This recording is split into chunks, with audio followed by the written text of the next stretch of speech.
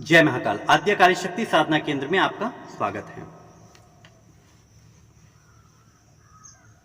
एक प्रश्न है कि मंत्र कितनी दूरी तक कार्य करता है, मंत्र की कार्य करने की दूरी कितनी होती है, उसकी शक्ति कितनी होती है। इस बात में दो बातें हैं, एक साधक कौन है और दूसरा उसे काम कौन सा करना है। उदाहरण के लिए अगर आप कोई हड़िया चलाने या घात चलाने की बात करता है तो घात की मैक्सिमम सीमा 84 कोस बताई गई है। 84 कोस से अधिक घात काम नहीं करेगी। अन्य मंत्र हैं, वशीकरण इत्यादि के मंत्र हैं। आप किसी को उपचार देना चाहते हो, ठीक है, अगर मान लो आप किसी को उपचार देना चाहते हो, किसी गांव में प्रवेश करना चाहते हो, वो गांव आपके मंत्र की सीमा से 84 कोस से ज्यादा है, लेकिन 84 कोस की क्षमता किन साधकों के लिए, जो सबसे टॉप मोस्ट लेवल है, जो अपने आप को अच्छे से अच्छा गुरु वास्तव में है, जिसके पास वास्तव में मंत्र की शक्ति है, वो 84 कोस तक जाएगा। और हड़िया जैसी चीजें 7 कोस से ज्यादा फिर भी नहीं जाती। यानी अगर कोई ये कहता है कि मैं वाराणसी में बैठ के गाजियाबाद में घात चला दूंगा, पॉसिबल नहीं है, पॉसिबल नहीं है। इतना दूर रेंज कवर ही नहीं करेगा घात, इतने में वो बैक आ जाएगा, मार देगा तुम्हें। अन्य मंत्र हैं, किसी को कोई भूत इत्यादि की परेशानी है, अब यहां पे आपने प्रयोग कर लिया, वो आदमी पंजाब में बैठा हुआ है, उसे पेट में दर्द हो रहा है और तुरंत में वीडियो कॉल के माध्यम से या फोन कॉल के माध्यम से आप उससे कनेक्ट होकर आप उसका उपचार करते हैं, अपने मंत्रों का प्रयोग करते हैं। यदि मैं कहता हूं आप बगलामुखी के रक्षा मंत्र का, क्योंकि बगलामुखी महाविद्या स्तर की शक्ति है, तो इनकी क्षमता पूरे ब्रह्मांड पे है। ये शुक्र ग्रह तक रिजल्ट दे देंगी। पंजाब और यूएस कनाडा से दूर की बात, बहुत छोटी बात है, ये शुक्र ग्रह तक इंपैक्ट अपना दे देती हैं। लेकिन जो साबर मंत्र हैं, इनकी सीमा होती है 7 कोस, 12 कोस, 84 कोस। एक लघु सीमा होती है 3.5 कोस। वस्तुतः साधक जैसे जैसे बागी पुराना होता चला जाता है या वो अखाड़े का में उसकी अवधि बढ़ती चली जाती है, उस क्रम से उसकी तपस्या बढ़ती चली जाती है।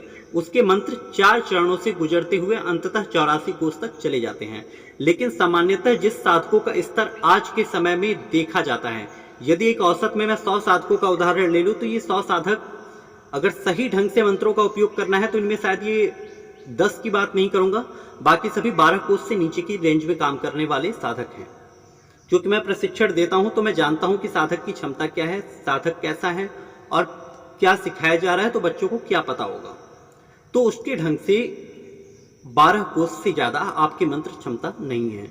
फिर भी सभी को, क्योंकि मैं YouTube पे बोल रहा हूं तो मुझे नहीं पता मुझे कौन सुन रहा है, सभी की क्षमता ऐसी नहीं होती। लेकिन साबर मंत्रों में यदि कोई गुरु है, मैंने कहा जो सिद्ध है, जिसमें वास्तव में ज्ञान है, जिसने जो मंत्रों से खेला है, जो वास्तव में किसी गुरु का खेला है, जिसने वास्तव में गुरुओं के माध्यम से विद्या प्राप्त की है, वो अपनी ताकत 84 कोस तक दे देगा। लेकिन उसके आगे उसके मंत्र की रेंज भी साबर मंत्रों की रुक जाएगी, तांत्रोक्त मंत्रों का प्रभाव आ जाएगा, सिद्ध कुंजिका स्त्रोत का, चामुंडा कवच का, अमोघ शिव कवच का प्रभाव आ जाएगा। बजरंग बाण अपना प्रभाव कनाडा में भी दिखा देगा, क्योंकि हनुमान जी रुद्र की शक्ति है, रुद्रांश है। तो रुद्रांश होने के कारण रुद्र की शक्ति संपूर्ण विश्व पर व्याप्त है। सूर्य की शिष्य होने के कारण सूर्य की ऊर्जा, सूर्य का प्रकाश, सूर्य की उष्मा समस्त विश्व पर व्याप्त है। इसलिए हनुमान जी का प्रयोग किया जा सकता है और वो अकाट्य देवता होते हैं यदि आपको रेंज के बाहर जाके काम करना है। लेकिन साबर मंत्रों की, जहां तक मैंने फिर कहा, साबर मंत्र 84 कोस के ऊपर की रेंज में कार्य नहीं करती। उसके बाद अगर काम हो जाता है तो ये सिर्फ आपके देवता की कृपा है, ऐसा नहीं है उसके बाद काम नहीं होगा। लेकिन आपकी इज्जत बचाने के लिए या आपका मान रखने के लिए देवता उस कार्य को कर देता है।